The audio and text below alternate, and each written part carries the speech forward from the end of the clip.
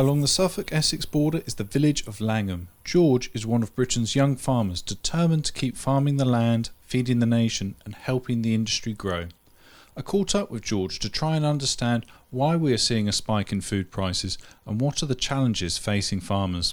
Probably the biggest challenge at the moment is fertiliser prices rising, but with the fertiliser prices, the end product prices has gone up as well because the input costs are going up. So fuel, fertiliser, labour, everything's going up. On Halsall Farm they grow a number of crops like wheat, potatoes and sugar beet.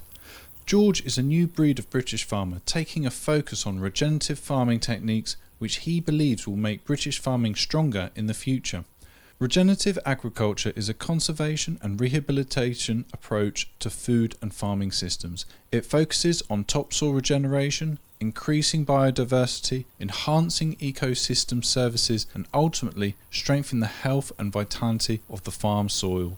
Back at the farm I asked George about seasonality. However, he would still be dependent on fertilisers which have increased by more than 10% in the last 12 months to March.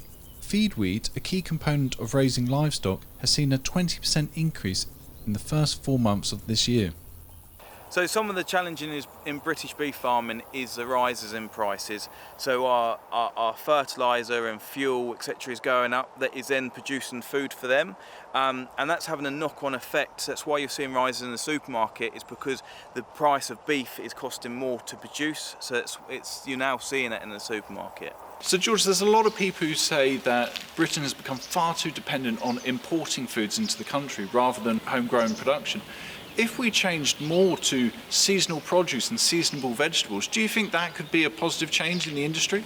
If we use seasonal veg, I think it would give farmers a diversity opportunity to grow different crops at different times of the year. I think it would be an important part to be self-sufficient. And I think that's important, especially with what's happened in the last 2, 3, 5 years with Brexit, Ukraine and COVID. I think we need to be more seasonal and local to survive these global events.